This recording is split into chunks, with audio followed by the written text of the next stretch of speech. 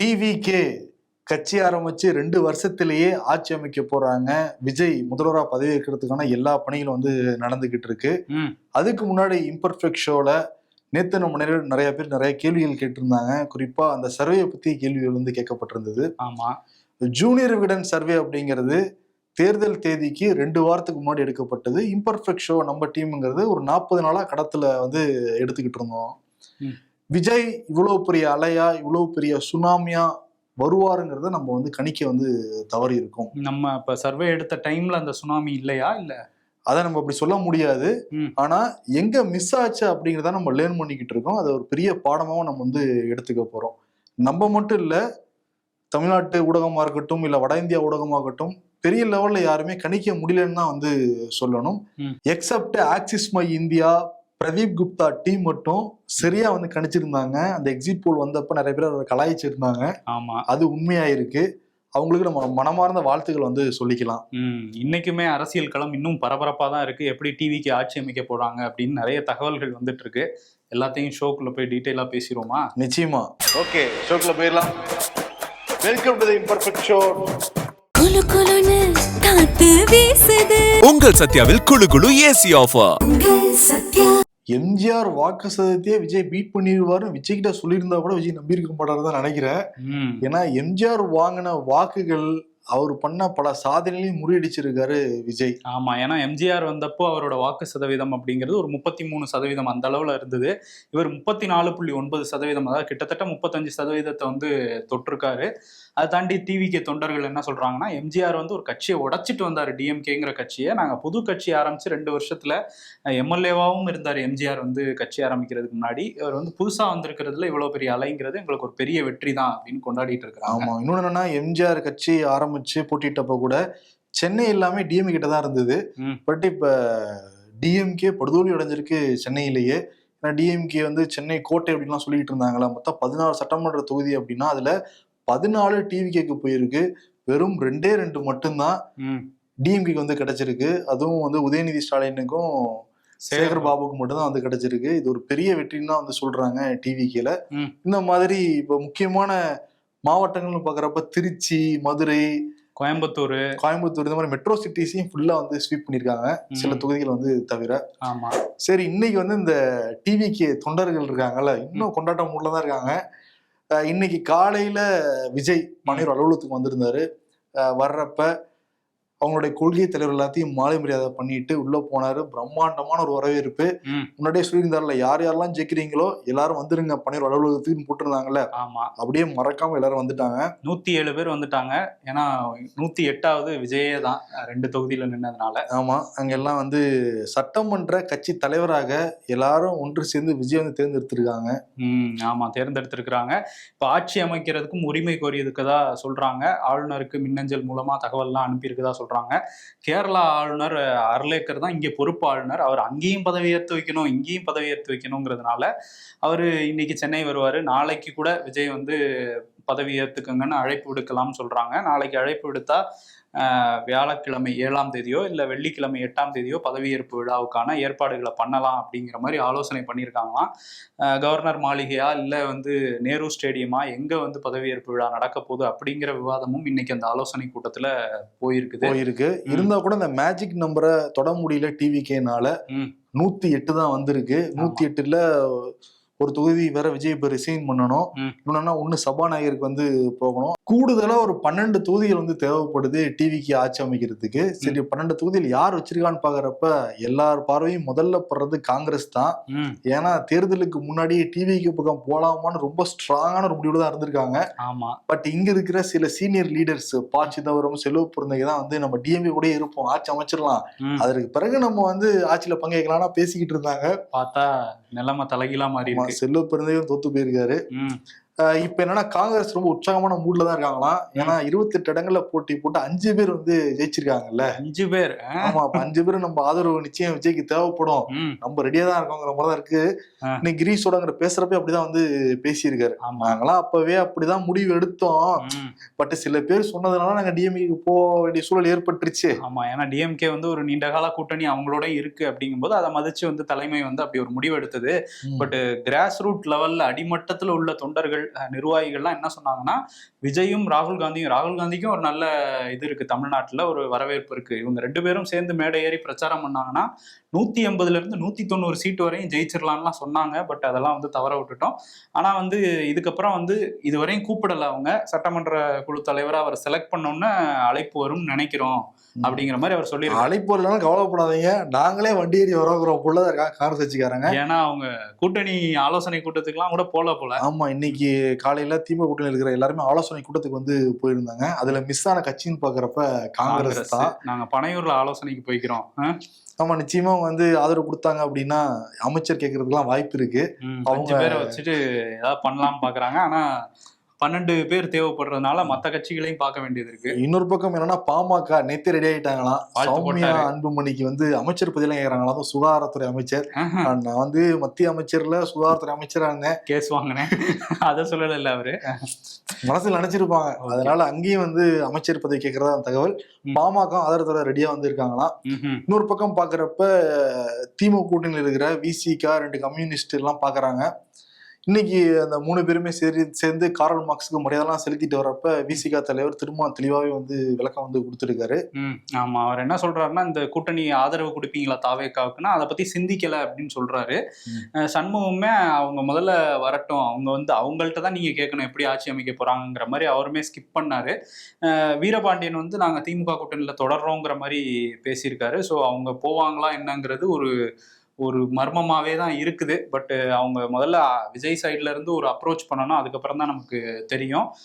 இதுல வந்து திரும்ப என்ன சொல்லியிருக்காருன்னா, நாங்க நினைச்சது நடந்திருக்கு அப்படிங்கிற மாதிரி சொல்லியிருக்காரு. நாங்க என்ன நினைச்சோம்னா, பாஜக மாதிரியான மதவாத சக்தி உள்ள வரக்கூடாதுன்னு நினைச்சோம். தமிழ்நாட்டு மக்கள் அவங்களுக்கு எதிராக தான் வாக்களிச்சிருக்காங்க. தாவேக்காக்கு வாக்களிச்சவங்களும் சரி, திமுக கூட்டணிக்கு வாக்களிச்சவங்களும் சரி, அதிமுக பாஜகவை புறக்கணிச்சிருக்கிறாங்க, புறந்தள்ளி இருக்காங்கிறது எங்களுக்கு கிடைச்ச வெற்றி தான் அப்படின்னு சொல்லியிருக்காரு. நாங்க தாவேக்காவுக்கு எதிராக பிரச்சாரம் பண்ணல, நாங்க பிரச்சாரம் பண்ணதெல்லாம் பாஜக அதிமுகவுக்கு எதிராக தான் நாங்க பண்ணோம் அப்படின்னு வந்து அவரு சொல்லியிருக்காரு. ஓகே, நிறைய டீகோட் பண்ண வேண்டியது இருக்கு. டிவிக்கு எதிராக நாங்க பிரச்சாரம் பண்ணல, ஆனா அதுக்கு முன்னாடி டிவிக்கு பிஜேபியோட பிடிஎம் தான் கூட சொல்லிட்டு இருந்தாரு அவரு. ஆமா, இதுல இன்னொரு விஷயம் நம்ம நோட் பண்ண வேண்டியதுன்னா, பிரேமலதா அவங்க வந்து லாலிபாப் பாய் அப்படின்லாம் விஜய் வந்து சொல்லிட்டு இருந்தாங்க. இப்ப என்ன சொல்றாங்கன்னா, திரும்ப சிஎம் பாய் பழைய ஃபார்முக்கே வராங்க. அந்த கூட்டணி எல்லாம் அமைக்கிறதுக்கு முன்னாடி சொல்லிட்டு இருந்தாங்கல்ல, விஜய் எங்க வீட்டு பிள்ளை, நான் தான் சொல்லியிருக்கேனே அப்படின்னு சொல்லிட்டு விஜய் எங்க வீட்டு பிள்ளைன்னு ஒரு பால் போடுறாங்க. அப்ப கூட்டணிக்கு ஆதரவு தருவீங்களா தாவேக்கா கூட்டணிக்கு அப்படின்னு கேட்கும்போது, இல்ல நாங்க மதச்சார்பற்ற கூட்டணி தான் இருக்கோம், தம்பியை நினைச்சு பார்த்திருப்பாங்க, ஒரு எம்பி சீட்டு வேற வாங்கியிருக்கோம், இதுல தொடருவோம் அப்படிங்கிற மாதிரியும் சொல்றாங்க. பட் விஜய் எங்க வீட்டு பிள்ளைங்கிறதுனால ஒரு ஓட்டு தானே அங்க போடுவோம் ஃப்ளோர்ல அப்படின்னு சொல்லி அவங்க பண்றதுக்கும் வாய்ப்பு இருக்கு. ஏன்னா தேமுதிக என்ன வேணா பண்ணலாம் அப்படிங்கிற மாதிரி இருக்கு. இதை தாண்டி வந்து அவங்க அதாவது 20 கட்சிகள் தான் வெளியே இருக்கிறாங்க. ஏடிஎம்கே டிஎம்கே தாண்டி 20 எம்எல்ஏக்கள் தான் அந்த கூட்டணி கட்சிகளுக்கு இருக்காங்க. அதுல எப்படியான வாய்ப்புகள் வரப்போகுது, இல்ல அதிமுக வந்து 47 எம்எல்ஏக்கள் வச்சிருக்காங்க, அவங்க வெளியில இருந்து ஆதரவு தந்து விஜய் சிஎம்மா இருப்பாரா, இதெல்லாம் வந்து நம்ம வெயிட் பண்ணி. டிஎம்கே கூட ஆதரவு தர போறாங்களா, வாய்ப்பு இல்ல. ஏன்னா இந்த தேர்தல் ஃபுல்லா டிஎம்கே அடிச்சுதான் அவர் ஆட்சிக்கே வந்திருக்கிறாரு. அதெல்லாம் தாண்டி சிஎம் எக்ஸிஎம் ஸ்டாலின் தோக்கடிச்சிருக்காங்கல்ல, அதெல்லாம் நிச்சயம் ஆறாத வடுவாதான் இருக்கும். இப்போ என்னன்னா, இப்போ தாவேகா நிர்வாகிகள் நிறைய பேர் பேட்டி கொடுத்திருந்தாங்க, டிஎம்கே பத்தி பேச விரும்பலாதான் மக்களே பதில் சொல்லிட்டாங்கிற மாதிரி. அருண்ராஜ் கூட திருச்செங்கோடுல ஜெயிச்ச அருண்ராஜ் கூட சொல்லியிருக்காரு. அவரு நாங்க தாவேகாவை பத்தி திமுகவை பத்தி பேச விரும்பல, பிஜேபி மதவாத சக்தி பெரியார் மண்ணுக்குள்ள வந்துடக்கூடாது, அதுதான் எங்களோட குறிக்கோள்லாம் சொல்லியிருக்காரு. ஸோ அந்த ஒரு பிஜேபி எம்எல்ஏக்கு வேலை இல்லை, பட் அமித்ஷாவுக்கு வேலை இருக்குமாங்கிறதெல்லாம் நம்ம போக தான் பார்ப்போம் தெரியும். ஆனா ஸ்டாலின் வந்து தன்னுடைய முதலமைச்சர் பதவியை இன்னைக்கு ராஜினாமா வந்து பண்ணியிருக்காரு. ஆமா, அதுக்கான கடிதத்தை ஆளுநருக்கு அனுப்பி வச்சிருக்காரு. நேத்து வந்து கொளத்தூர்ல தோத்துருந்தாலும் கூட நேற்று அண்ணாரிவாளையத்துக்கு வந்திருந்தாரு. அங்க தொடரெல்லாம் சந்திச்சுட்டு அந்த வண்டியில டாட்டெல்லாம் காமிச்சாரு. அதெல்லாம் டிஎம்கே எல்லாம் எடுத்து போட்டு ஷேர் பண்ணிக்கிட்டு இருந்தாங்க. ஏன்பா அவரை போய் கொளத்தூர்ல தோக்கடிச்சிங்க, கொளத்தூர்ல அவரு அதெல்லாம் பண்ணி கொடுத்தாரு, இதெல்லாம் பண்ணி கொடுத்துருக்காருன்னா வீடியோஸ் எல்லாம் போட்டுக்கிட்டு இருக்காங்க. பட் தோல்விங்கிறத ஏத்துக்கிட்டு தான் வந்து ஆகணும். ஆமா, அவர் ஏத்துக்கிறேன்னு சொல்லியிருக்காரு. என்னோட சக்தியை மீறி நான் வந்து உழைச்சேன், அது மக்களுக்கு தெரியும், ஒரு சிறந்த எதிர்கட்சியாக நாங்க வந்து செயல்படுவோம் சொல்லிட்டு நேத்து ஒரு அறிக்கை, இன்னைக்கு காலையில இருந்து ஒரு 2 அறிக்கை வந்திருக்கு. ஆமா, இன்னைக்கு காலையில வந்து என்ன சொல்லியிருக்காருன்னா, அந்த மாதிரி நம்ம இன்னும் மக்கள் பணி செய்வோம் அப்படிங்கிறதெல்லாம் சொல்றாரு. அதை தாண்டி நம்ம கூட்டணிக்கும் அது நம்மளுக்கும் அவங்களுக்கும் இப்ப ஜெயிச்சிருக்கிற கட்சிக்கும்னு இப்பவுமே தாவேகா பேரை வந்து அவர் மென்ஷன் பண்ணல. நம்ம வந்து கிட்டத்தட்ட 3% தான் டிஃபரன்ஸ் அப்படின்னு வந்து கூட்டணியை வச்சு சொல்றாரு. ஆனா திமுகவையும் தாவேகாவையும் தனியா எடுத்து பார்த்தோம்னா வாக்கு சதவீதத்துல 10% டிஃபரன்ஸ் வருது. ஸோ அவங்க 34.9னா இவங்க 24% தான் வாங்கியிருக்காங்க. அதிமுக 22%க்குள்ள சுருங்கி இருக்கு. ஸோ நம்ம வந்து நம்மள மக்கள் வந்து இன்னும் வந்து நம்புறாங்க அப்படின்லாம் போட்டு இன்னும் வேகமா வேலை செய்யணும். எல்லாரும் போய் நன்றி சொல்லுங்க ஜெயிச்ச வேட்பாளர்கள்லாம் சொல்லியிருக்காரு. அவருமே போறதா சொல்றாங்க. குளத்தூருக்கு இன்னைக்கு மாலை போறதா சொல்றாங்க. அதே மாதிரி திமுக காரங்களும் எல்லா பக்கம் கிளம்ப போறதா சொல்றாங்க. உதயநிதி கிட்ட கேள்வி கேட்கிறப்ப ரொம்ப கூலா தான் ஹேண்டில் பண்றாரு உதயநிதி பிரஸ். டிவி ஜெயத்தை எப்படி பாக்குறீங்கிறப்ப நீ எப்படி பாக்கலாம் அதே மாதிரி நானும் பாக்குறேன்னா சர்க்காசம் வந்து சொல்லியிருக்காரு. அவர் தான் எதிர்கட்சி தலைவராகவும் வாய்ப்பு இருக்கு டிஎம்கேல. ஆமா, அவர் தான் ஜெயிச்சிருக்காரு அப்படிங்கும்போது அவரை சட்டமன்ற குழு தலைவரா செலக்ட் பண்ணுவாங்கன்னு நம்ம எதிர்பார்க்கிறோம். இன்னொரு பக்கம் அவர் புதிய அரசுக்கு வாழ்த்துக்கள் அப்படிங்கறத சொல்லியிருக்காரு. ப. சிதம்பரம் வந்து வாழ்த்துக்கள் சொல்லியிருக்காரு. காங்கிரஸ்ல உள்ள நிறைய தலைவர்கள், கர்நாடகாவில் டி.கே. சிவகுமாரா இருக்கட்டும், முக்கியமான காங்கிரஸ் தலைவர்கள் ஜெய்ராம் ரமேஷ் இவங்கெல்லாம் கூட விஜய்க்கு வந்து வாழ்த்துக்கள் சொல்றதை பார்க்க முடியும். அதே மாதிரி சினிமா பிரபலங்கள், இப்போ கமலஹாசன் வந்து சினிமான்னு சேர்த்துக்கலாமா அரசியல் சேர்த்துக்கலாமா? அவர் ரெண்டுத்துலயுமே சேர்த்துக்க முடியாத நிலைமையில இருக்காரு. படம் தான் இப்ப நடிச்சுட்டு இருக்காரு, அதுல வேணா சேர்த்துக்கிட்டு அதிலே சேர்த்துக்கலாம். அவர் வந்து ஸ்டாலினுக்கு ஆறுதல் சொன்னது மட்டும் இல்லாம விஜய்க்கு வந்து வாழ்த்துக்களையும் வந்து சொல்லியிருக்காரு. அதெல்லாம் தாண்டி சூர்யா, சிவகார்த்திகேயன், சிவகுமார் உள்ளிட்ட திரை பிரபலங்கள், நடிகர் நடிகைகள், இயக்குநர்கள் எல்லாருமே வாழ்த்துக்கள் வந்து போட்டுக்கிட்டு இருக்காங்க. பாலிவுட், கோலிவுட், டோலிவுட், ஏன்னா மோகன்லால், மம்முட்டி அங்கேயும் வாழ்த்து சொல்லியிருக்காங்க, இங்கேயும் வாழ்த்து சொல்லியிருக்காங்க. இன்னொரு பக்கம் வந்து பிரகாஷ்ராஜ் அவர் வந்து காமராஜரை தோக்கடிச்ச மண் இது அப்படிங்கிற மாதிரி ஒரு போஸ்டர் போட்டு ஸ்டாலினையும் தோக்கடிச்சிட்டாங்கன்னு போட்டிருக்காரு. அதுக்கு ஹெவியா வந்து வாங்கி கட்டிட்டு இருக்காரு. ஏன்னா காமராஜரும் ஸ்டாலினும் ஒன்னா, அவருக்கு இவங்க குடும்பமே இவ்வளவு சொத்து சேர்த்து வச்சிருக்காங்க. காமராஜர் எதையுமே எதிர்பார்க்காம அவர் வந்து இருந்த மனிதர் அப்படின்னு சொல்லியிருக்காங்க. இதுல இன்னும் டீகோட் பண்ணி பார்த்தோம்னா காமராஜரை தோக்கடிச்சது யாருன்னா டிஎம்கே தான். அதுவும் திரைமோகம் இருக்கு அப்படிங்கிற மாதிரியான விமர்சனங்களையும் போட்டிருக்காரு. எம்ஜிஆருங்கிற திரைமுகத்தை பயன்படுத்தி தான் நீங்க காமராஜரே வீட்டுக்கு அனுப்பிச்சிங்கன்னு சொல்லி விமர்சனங்களும் வந்துட்டு இருக்கு. இதை தாண்டி சத்யராஜ் வந்து விஜய்க்கு வாழ்த்து சொல்லியிருக்காரு. இன்னும் வலுவா நான் திமுகவை ஆதரிப்பேன் அப்படிங்கிற மாதிரியும் சொல்லியிருக்காரு. சீமான் வந்து என்ன சொல்றாரு அப்படின்னா, எனக்கு வாக்களித்த மக்களுக்கு நன்றி அப்படிங்கிறத சொல்லிட்டு தம்பி விஜய் தலைமையிலான தமிழக வெற்றி கழக அரசுக்கும் வாழ்த்து அப்படின்லாம் சொல்லியிருக்காரு. சீமான் எதிர்பார்த்தது ஒரு மாநில அந்தஸ்துள்ள ஒரு கட்சி, அது கிடைக்காம போனதுனால நேற்று ஒரு வீடியோ வந்து வெளியிட்டு இருந்தாரு. அதுல அழுகுறாரு ஆக்சுவலி சீமான். பாக்குறதே ரொம்ப சங்கடமா தான் இருந்தது. இப்ப அரசியல் களத்துல போட்டியிட்ட எல்லா கட்சி தலைவர்களும் இன்க்ளூடிங் விஜய் நினைச்சதோட பெருசா நிறைவேறல. அவர் வந்து ஃபுல் மெஜாரிட்டில வந்து நினைச்சிருப்பாரு, அதோட வந்து வர முடியல. ஆனா ஒரே ஒரு தலைவர் நினைச்சது மட்டும் நிறைவேறி இருக்கு. யார் அது யாருன்னா மாபெரும் தலைவர். இந்த கட்சி பேர் ரொம்ப லென்த்தா போகும். ஜி.கே. மாபெரும் தலைவர்னா தலைவி. ஓகே, அவங்களா? பூத்தா மாமுகவா? சசிகலா அந்த ஆசையை வந்து நிறைவேற்றிட்டாங்க. அதிமுக ஆட்சிக்கு வந்து கொண்டு வர முடியல. இப்ப அவங்க கொண்டு வந்த அந்த புரட்சி தலைவர் கட்சி இதனால ஒரு 4 தொகுதியில் அதிமுக அந்த கூட்டணிங்கிறது என்டிஏ கூட்டணிங்கிற வெற்றி வாய்ப்பு வந்து இழந்திருக்காங்க. 4 இருந்தா மட்டும் ஆட்சி அமைச்சிருப்பாங்க. இதை விட கம்மியா இருக்குல்ல வாக்கு சதவீதமாகட்டும். எதிர்கட்சி வர முடியல அதிமுகனால. முதுகுளத்தூர்ல ஒரு 40,000 வாக்குகள் வாங்கியிருக்காரு அங்க வேட்பாளர். அதனால முதுகுளத்தூர்ல ஆக்சுவலி ஒரு எட்ஜ் இருந்திருக்காங்க. நீங்க போன போது கூட களத்துல சசிகலான்னு சொன்னாங்கல்ல, சசிகலா நிறைய பேர் வந்து சொல்லியிருந்தாங்க. இப்ப அதனாலதான் ராஜகண்ணப்பன் அசால்ட்டா வந்தாங்க ஜெயிச்சிட்டாரு. இன்கேஸ் 40 ஷிஃப்ட் ஆயிடுச்சு அதிமுக ஜெயிக்க வாய்ப்பு இருந்திருக்கு டிவிகே தாண்டியுமே. அடுத்து உசிலம்பட்டியில ஒரு 16,000 வாக்கு, தென்காசியில ஒரு 7,000 வாக்கு, சாத்தூர்ல ஒரு 11,000 வாக்கு. இது எல்லாமே கொஞ்சம் கொஞ்சம் மாறி இருந்ததுன்னா நயினார் ஜெயிச்சிருப்பாப்புல சாத்தூர்ல. ஓகே, நயினாருக்கே ஆப்பு வச்சிருக்காங்களா சசிகலா? ஆமா, அதனால 4 தொகுதிகள்ல பாத்தீங்கன்னா வெயிட்ட காட்டிட்டேங்கிறாங்க. மற்ற எல்லா இடங்களையுமே ட்ரிபிள் டிஜிட்லாம் கூட வாங்கியிருக்காங்க பல தொகுதிகள். ஆமா, இதுல இன்னொன்னு என்னன்னா, காரைக்குடி தான் வந்து நேஷனல் மீடியாலாம் பேசு பொருளாச்சு. ஏன்னா சீமான் போட்டிடுறாரு, ஒரு மாதிரி டஃப் கண்டஸ்டா இருக்கும் அப்படின்லாம் சொல்லியிருந்தாங்கல்ல. அதுக்கு பக்கத்து தொகுதியான திருப்பத்தூர், அதுவுமே இப்போ நேஷனல் மீடியா வரையும் பேசு பொருளா இருக்கு. காரணம், அங்க கூட்டுறவுத்துறை அமைச்சரா இருந்த பெரிய கருப்பன் வந்து போட்டிட்டு இருந்தாரு. அவர் ஒரே ஒரு ஓட்டுல தோல்வி அடைஞ்சிருக்கிறாரு இப்ப. அதுவும் டிவிகே வேட்பாளர். இது வந்து கில்லி படத்தோட சீனை தான் ரீக்ரியேட் பண்ணியிருக்காங்கன்னு நினைக்கிறேன். ஏன்னா அவர் திருவாடானக்காரரு, திருப்பத்தூர்ல நிறுத்தி இருக்கிறாங்க. நிச்சயம் முத்துப்பாண்டி அடிச்சவன் எந்த ஒரு காரணம் இருக்க மாட்டான்டாங்கிற மாதிரி பெரிய கருப்பன் 4 முறை தொடர்ந்து வெற்றி பெற்றவர். பெருவாரியான வாக்குகள் வித்தியாசத்துல தான் ஜெயிப்பார் எப்பயும். இந்த முறை வந்து ஒரு ஓட்டுல வந்து தோத்துருக்காரு. அதான் எல்லாரும் சொல்லுவோம், நம்ம வெற்றி தோல்வி ஒரே ஒரு ஓட்டு தானங்க, ஒரு ஓட்டு வாங்க கூட ஜெயிச்சுட்டாரு இல்லைங்கலாம் சொல்லுவோம். சர்க்காரா கரெக்டா வந்து பொருந்தி இருக்குல்ல அது. ஆமா, பொருந்தி இருக்கு கண்டிப்பா. இதுல இன்னொரு விஷயம் என்னன்னா, டிவிகேல இருந்து இப்ப என்ன குற்றச்சாட்டு வைக்கிறாங்கன்னா, ஏன் அவர் ரீகவுண்டிங் கேட்கல? 1000 ஓட்டு வித்தியாசம் தான் கூட முக்கியமான ஆட்கள்லாம் ரீகவுண்டிங் கேட்பாங்க. ஆனா இவர் ஒரு ஓட்டுனாலும் கேட்கல. ஏன் கேட்கலன்னா அங்க உள்ள எலெக்ஷன் கமிஷன் ஆஃபீஸர்ஸே ஃபர்ஸ்ட்ல இருந்தே இவருக்கு நிறைய கோல்மால் பண்ணி அதிகமான வாக்குகளை போட்டிருக்காங்க. இப்போ ரீகவுண்டிங் கேட்டா இன்னும் வெற்றி வித்தியாசம் தான் அதிகமாகும் தான் அவர் வந்து கேட்கலங்கிற மாதிரியும் டிவிகேல உள்ள திருப்பத்தூர் நிர்வாகிகள் வந்து சொல்றாங்க. ஆனா எது எப்படியோ ஒரு வாக்குல ஜெயிச்சோரும் நல்ல வேலையோட தப்பிச்சோன்னு நினைப்பாப்புல. பெரிய விற்பனை ஒரு வாக்குல போச்சே, இன்னும் 2 பேர்கிட்ட காலில் விழுந்து வாக்குகள் வாங்கிக்கலாமே நடந்து நடப்பாரு. ஆமா, நிச்சயம் அது கொடுமையா தான் இருக்கும் வரும் நாட்கள்ல அவங்களுக்கு. சரி, இப்ப கம்மியான வாக்கு வித்தியாசத்துல ஒரே ஒரு வாக்கு வித்தியாசத்துல ஜெயிச்சதை பார்த்தோம். அதிகமா வாக்கு வித்தியாசம் ஜெயிச்சதுன்னு பாக்குறப்ப எடப்பாடி பழனிசாமி தான். அது ஆனா செல்லாது. நீங்க அங்க டிவிகே வேட்பாளரை விலைக்கு வாங்கிட்டீங்க.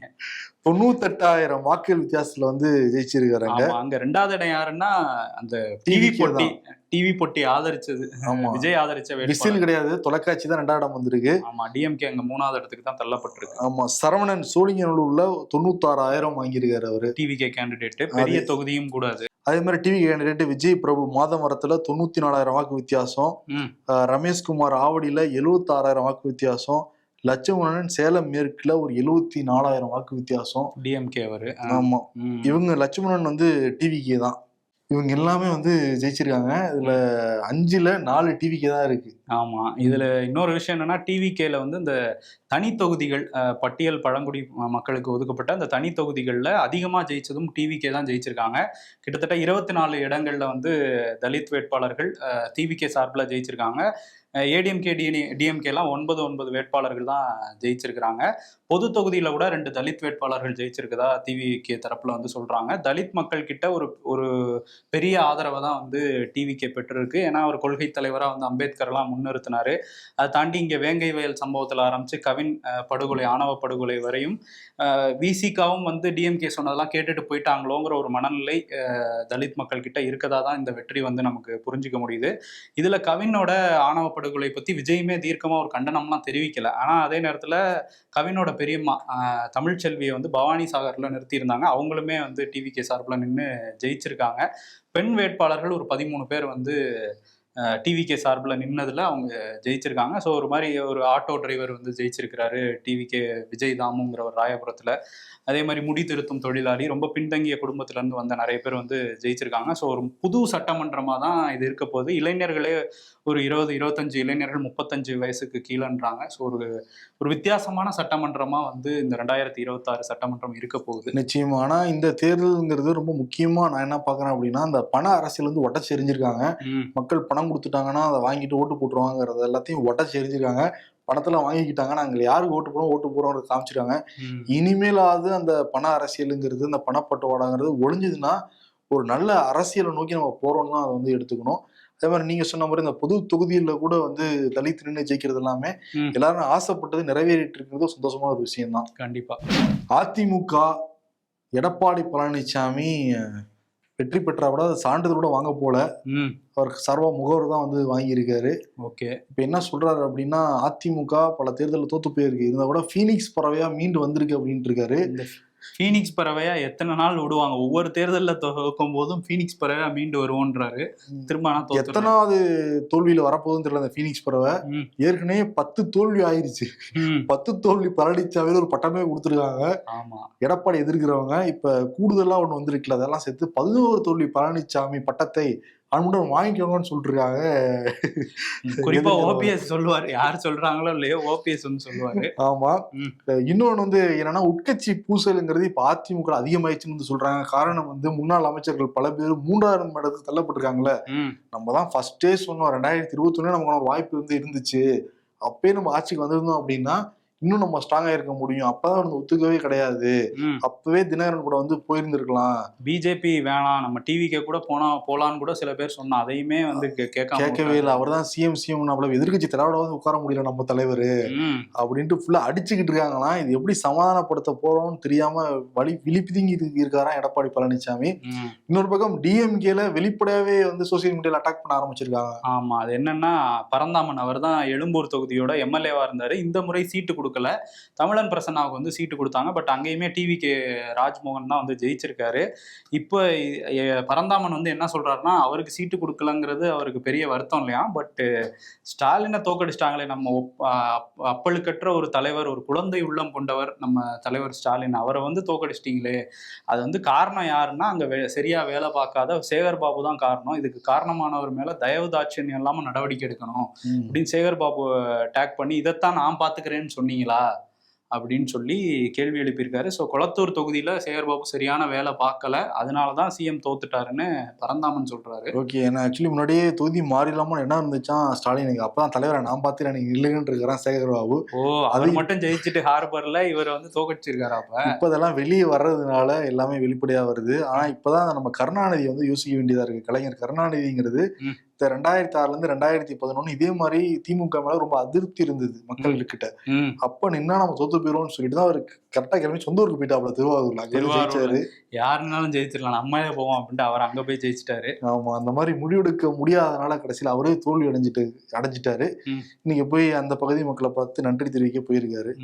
இன்னொரு பக்கம் அப்படியே மேற்கு வங்கத்துக்கு போனோம்னா, மம்தா பானர்ஜி நான் தோல்வியை ஒத்துக்க மாட்டேன், நான் தோக்கவே இல்லை, இது பாஜக 100 இடங்கள்ல வாக்குகளை திருதி தேர்தல் ஆணையம் பாஜகவும் சேர்ந்து வந்து வெற்றி பெற்றதா போலியா அறிவிச்சிருக்கிறாங்க. ஆனா எங்களுக்கு தான் மக்கள் வாக்களிச்சிருக்காங்க, அதனால நான் தோல்வியை ஒத்துக்க மாட்டேன் அப்படின்னு சொல்லிட்டு பதவி விலக மாட்டேன் அப்படின்னு சொல்லி ராஜினாமா கடிதத்தெல்லாம் அனுப்ப முடியாதுன்னு அங்க பிரச்சனை பண்ணிட்டு இருக்கிறாங்க. இதை தாண்டி பவானிபூர் தொகுதி அவங்களோட சொந்த தொகுதி, அங்க வந்து சுவேந்து அதிகாரி, அதாவது பாஜகவோட சிஎம் ஃபேஸ், அவர் வந்து அங்க போட்டிட்டாரு. பவானிபூர்லயும் நான் போட்டிடுறேன், என்னோட நந்திகிராம் தொகுதியிலும் நான் போட்டிட்டேன், 2 இடத்துலயும் போட்டிட்டாரு. பார்த்தா என்னன்னா பவானிபூர்லயும் ஜெயிச்சிட்டாரு, அவரோட நந்திகிராம்லயும் ஜெயிச்சிட்டாரு. மம்தா இப்ப எம்எல்ஏ கூட இல்லை அப்படிங்கிற ஒரு சூழல் தான் இருக்கு. 15,000 வாக்குகள் வித்தியாசத்துல சுவேந்து அதிகாரி அங்க ஜெயிச்சிருக்காரு. பவானிபூர்லயும் வாக்குகளை திருடிட்டாங்க, இது ஜனநாயக படுகொலை அப்படின்னு சொல்லி அவங்க கிட்டத்தட்ட ஒரு போராட்டம் பண்ணிட்டு இருக்கிறாங்க. அங்க எப்படி ஆட்சி அமைக்க போறாங்க அப்படிங்கிறது தெரியல. ஏன்னா உள்துறை அமைச்சரும் பிரதமரும் நேரடியா ஜனநாயகத்தை சீரழிச்சு இந்த மாதிரி பண்ணியிருக்காங்கன்னா குற்றச்சாட்டை ஹெவியா வச்சுக்கிட்டு இருக்கிறாங்க.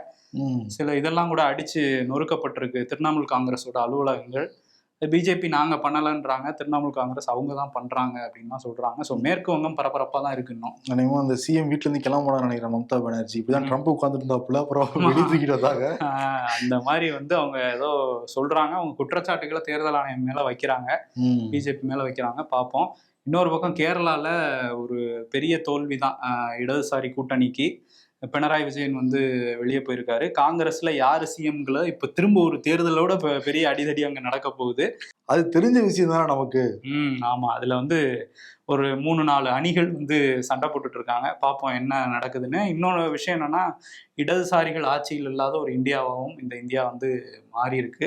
ஏன்னா அங்க ஒரு இடத்துல தான் இருந்தாங்க, அங்கேயுமே இப்ப இல்ல. இன்னொன்னு அந்த இந்தியா கூட்டணிங்கிறதே கிட்டத்தட்ட சதறி போயிருக்குங்கிறது வந்து தெரியுது. இங்க டிஎம்கே ஆட்சியில் இல்லை, இந்த பக்கம் இடதுசாரிகள் ஆட்சியில் இல்லை, அங்க மம்தா வந்து ஆட்சியில கிடையாது, அரவிந்த் கெஜ்ரிவால் உட்கார வச்சுட்டாங்க. அவ்வளவுதான். இந்தியா கூட்டணியை முடிச்சிட்டோங்கிற ஹாப்பினஸ் அவங்களுக்குள்ள இருக்கு, பிஜேபிக்குள்ள.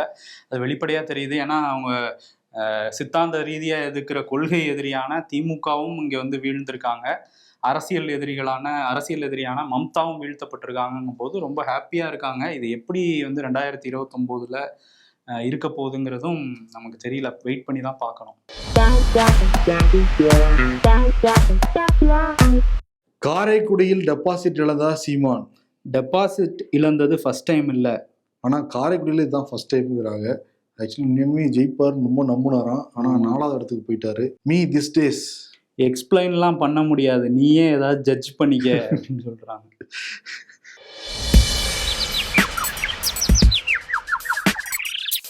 ஏடிஎம்கே அண்ட் டிஎம்கே ஓட்ட டிவிகே பிரிக்கல, டிவிகே ஓட்ட தான் டிஎம்கே அண்ட் ஏடிஎம்கே பிரிச்சிடுச்சு. நிறைய தொகுதியில் அப்படிதான் நடந்திருக்கு. என்ன தம்பி சொல்றீங்க? அப்ப இத்தனை நாளா இவனுங்க இல்லையா, நம்ம தான் தனி உலகத்துல இருந்தோமா அப்படின்றாங்க. நிறைய பேருக்கு இந்த எண்ணம் வந்திருக்கலாம் போல. அரசியல்ல இதெல்லாம் சாதாரணமாப்பா. விஜய் நிச்சயம் வந்து சிஎம் பதவியேற்க போறாங்க, எல்லாருக்கும் வந்து தெரியும். பட் ஆட்சியை தக்க வச்சுக்கணும் அப்படின்னா அதுக்கு வந்து ஆதரவு வந்து தேவை. ம். அதனால காங்கிரஸ் இப்ப நான் ரெடி தான் வரவாங்கிற மாதிரி இருக்கு. சோடங்கிற பேச்சு எல்லாமே. ஆமா, அவரும் நான் ரெடி தான், கிளம்பி சட்டசபைக்கு போக போறேன், தலைமைச் செயலகத்துக்கு போக போறேன்னு வந்து சொல்றாரு. தேதி குறிக்க தயாராயிட்டாங்க. அமைச்சரவை லிஸ்ட் எல்லாம் ரெடி ஆகுதாமா. ஆமா, அதுக்குதான் முதல் நடந்துகிட்டு இருக்கான் டிவிக்குள்ளார. என் பேர் சுத்துங்க, உங்க பேரை சுத்துங்க, எனக்கு அந்த அமைச்சரை கொடுங்க, எனக்கு இந்த அமைச்சரை கொடுங்க அப்படின்னு சொல்லிட்டு. பட் ஒரு டஃப்பா போய்கிட்டு இருக்கான். சபாநாயகர் யாருன்னு வந்து தெரியல. செங்கோட்டையனா கொஞ்சம் எக்ஸ்பீரியன்ஸ் செங்கோட்டையன் உட்காருவாரா? ஆனா செங்கோட்டையனுக்கு பாரு அந்த வாழ்வை கரெக்டா ஜட்ஜ் பண்ணி உள்ள உட்காந்துருக்காரு பாரு. எங்க போனாலும் நம்ம நல்லா இருப்போம் தம்பிங்கிற மாதிரி போயிருக்காரு. அது 81 வயசுல திருப்பி அமைச்சர். ஓகே, எது எப்படியோ நான் ரெடி தான் வரவாங்கிற அவார்டை விஜய்க்கு வந்து கொடுத்துட்டு விடைபெறலாம். நன்றி. குலு குலுன்னு காத்து வீசுது உங்கள் சத்யாவில் குளு குளு ஏசி ஆஃபர். உங்கள் சத்யா.